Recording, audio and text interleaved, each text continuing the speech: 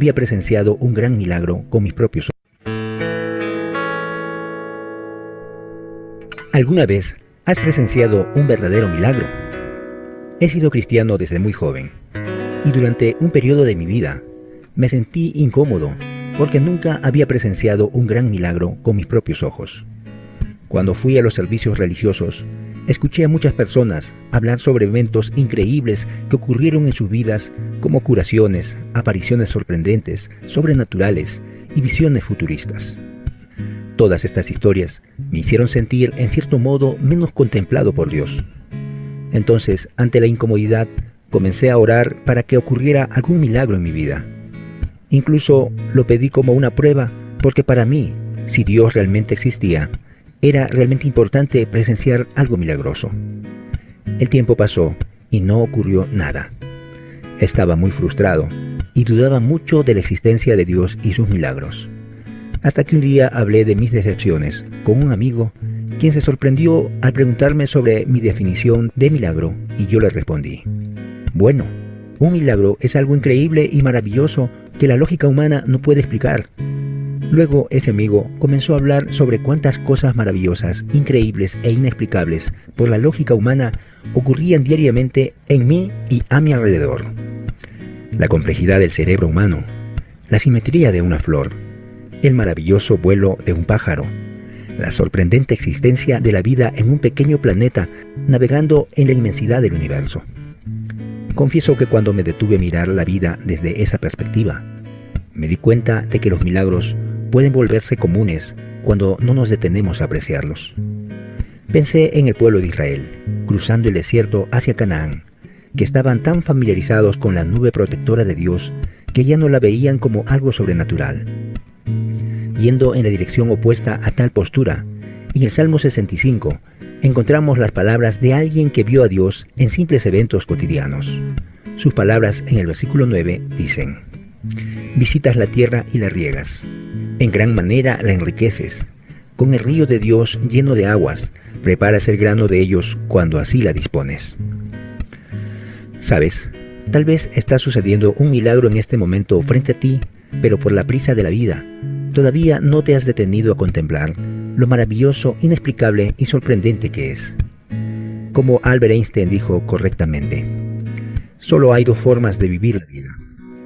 Una es como si nada fuera especial, la otra es como si todo fuese un milagro. A partir de entonces, he estado tratando de vivir con la última opción. ¿Y tú? ¿Cómo ves los eventos que ocurren a tu alrededor?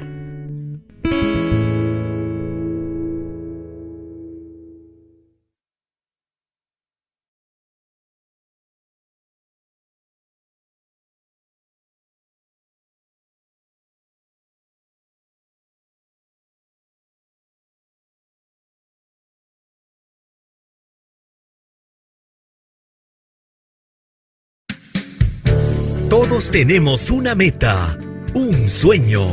Bienvenidos al devocional.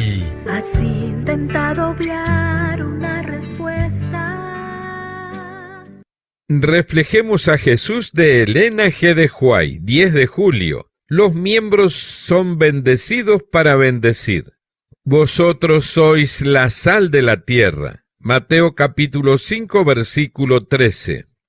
La Iglesia de Cristo ha de ser una bendición y sus miembros serán bendecidos al bendecir a otros. El propósito de Dios al escoger un pueblo no fue solo para adoptarlo como sus hijos e hijas, sino para que por medio de ellos pudiera dar al mundo los beneficios de la iluminación divina.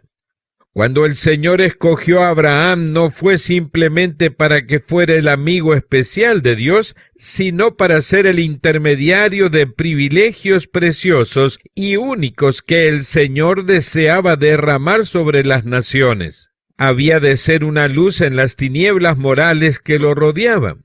Cuando Dios bendice a sus hijos con luz y verdad, no es solo para que puedan tener el don de la vida eterna, sino también para iluminar espiritualmente a quienes los rodean. Vosotros sois la sal de la tierra. Y cuando Dios hace que sus hijos sean sal, no es sólo para su propia preservación, sino para que puedan ser instrumentos en la preservación de los demás. La religión de Cristo no es egoísta, no ha de ser guardada bajo llave, sino que ha de ser una influencia poderosa que brota de cada cristiano genuino para iluminar a quienes están en la oscuridad. Cada alma conectada con un cristiano verdadero será por ello mejor. Hemos de ser portantorchas de Dios, reflejando los continuos rayos del cielo sobre los demás. Gracias a los méritos de Cristo, todas nuestras bendiciones temporales y espirituales nos son dadas para que las disfrutemos. La salvación de Cristo fue colocada a nuestro alcance para que pudiéramos asirla por la fe, para que pudiéramos entretejer el amor de Cristo en nuestros caracteres y practicarlo en nuestras vidas, a fin de que pudiéramos ser una bendición para toda nuestra raza. Pero ninguno de nosotros esparcirá luz sobre otros a menos que nosotros mismos hayamos escogido rayos de iluminación divina de la palabra de Dios. Debemos tener el carácter moldeado a la semejanza del de Cristo, o no podremos ser verdaderos representantes de nuestro Señor. No podemos hacer nada sin la ayuda de Dios. El Espíritu de Dios puede obrar junto con nuestros esfuerzos, y si la bendición de Dios nos asiste, seremos canales de luz. El Señor está deseoso de darnos a todos una experiencia que, si es aprovechada, nos elevará de los pantanos de la tierra a una relación estrecha y celestial con Dios, y cada raicilla de egoísmo será desarraigada de nuestras naturalezas. ¿Brilla usted como piedra viva en el edificio de Dios? No tendremos la genuina religión a menos que ella ejerza una influencia controladora sobre nosotros en cada transacción comercial. Debemos tener piedad práctica a fin de entretejerla en nuestras vidas. Debemos poseer la gracia transformadora de Cristo en nuestros corazones. Necesitamos mucho menos del yo y más de Jesús.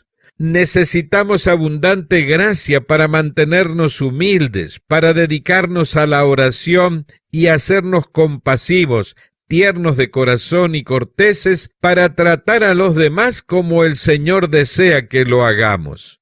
Las señales de los tiempos, 3 de febrero de 1890. Gracias por escucharnos. Ahora queremos invitarte a compartirlo.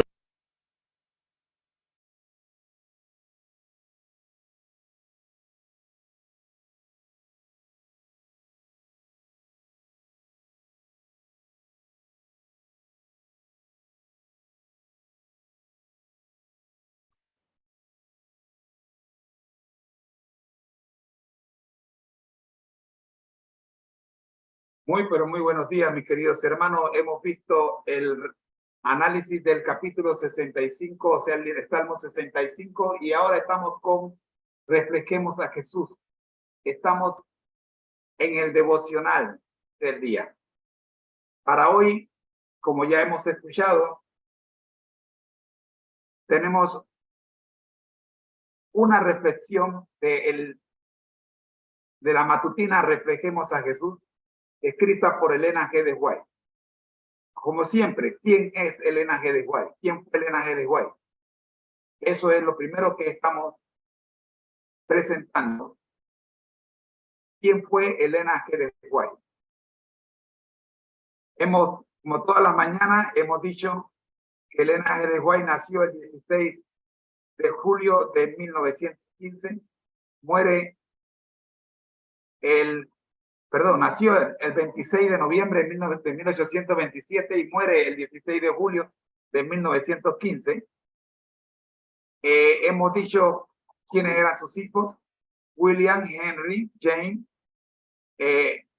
John, y quién fue su esposo, James White, sus nietos, Arthur, Elbert, James, sus padres, Eunice y Robert Harmon, ¿Quién fue Elena G. de White y por qué millones consideran que sus escritos poseen un valor y significado especiales? Hemos mencionado que como adventistas creemos que la señora de White fue más que una escritora dotada con habilidades especiales. Creemos que fue designada por Dios como una mensajera especial para atraer la atención del mundo a las Sagradas Escrituras y para ayudar a preparar a un pueblo para el segundo advenimiento de Cristo. Esto lo hizo a través de más de 70 años, desde que tenía 17 años y murió a los 70 años. 70 años después, ella estuvo recibiendo visiones, más de 2000 visiones y sueños. Esas visiones le duraban de 1 minuto a 4 horas. Luego la plasmaba en escritos que más tarde se convirtieron en libros. En general,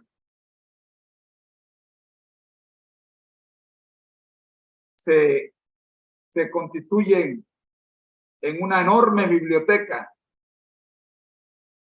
Pero, ¿qué queremos resaltar de esta biblioteca de Elena G. de White? Lo que se registra en las creencias fundamentales de los adventistas del séptimo día, que dice textualmente: los escritos de Elena de White no constituyen un sustituto de la escritura. No pueden ser colocados en el mismo nivel. Las Sagradas Escrituras están colocadas en un nivel que les pertenece solo a ellas. Y la única regla por la cual sus escritos y todos los demás deben ser juzgados y a la cual deben hallarse sujetos. Creencias de los adventistas del séptimo día, Asociación Ministerial, Asociación General de los Adventistas del Séptimo Día, Washington, D.C., 2006, página 258.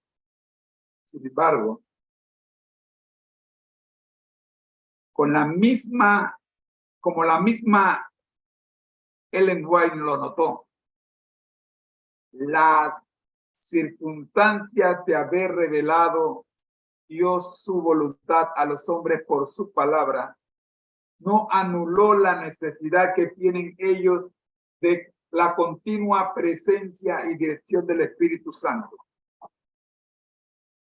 Por el contrario, el Salvador prometió que el Espíritu facilitaría a sus siervos la inteligencia de la palabra, que iluminaría y daría aplicación a sus enseñanzas. El conflicto de los siglos, página 11. Vayamos al análisis de nuestro devocional para el día de hoy, titulado Los miembros son bendecidos para bendecir, 10 de julio.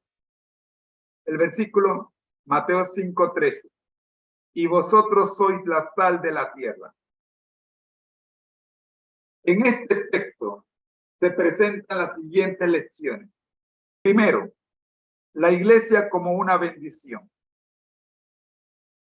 El propósito de Dios al elegir a su pueblo es que sean una bendición para el mundo. No solo son adoptados como hijos e hijas de Dios, sino que también se les confía la tarea de transmitir la luz divina y los beneficios de la iluminación espiritual a los demás. Segundo, ser la sal de la tierra. Jesús dice que sus seguidores son la sal de la tierra. Esto implica que deben tener un impacto positivo y preservador en su entorno. Su influencia debe iluminar y mejorar la vida de quienes les rodean. Ustedes saben que la carne en el interior para que se conserven, primero la salan y luego la ponen al sol. Esto es una gran lección para nosotros. Tercero, la importancia de reflejar la luz de Dios. Los cristianos genuinos deben ser portadores de la luz de Dios, como portantorchas de Dios. Deben reflejar los rayos del cielo y mostrar el amor y la gracia de Cristo en sus vidas. Cuarta lección. Bendiciones recibidas para bendecir a otros. Todas las bendiciones que recibimos de Dios, tanto temporales como espirituales, no deben ser guardadas egoístamente, sino compartidas con generosidad. Debemos utilizar nuestras bendiciones para ser una bendición para los demás y ayudar a iluminar sus vidas. Usted y yo somos ricos cuando nos comparamos con todo lo que tenemos y que hay personas que no tienen y que pudiéramos compartir con ellas.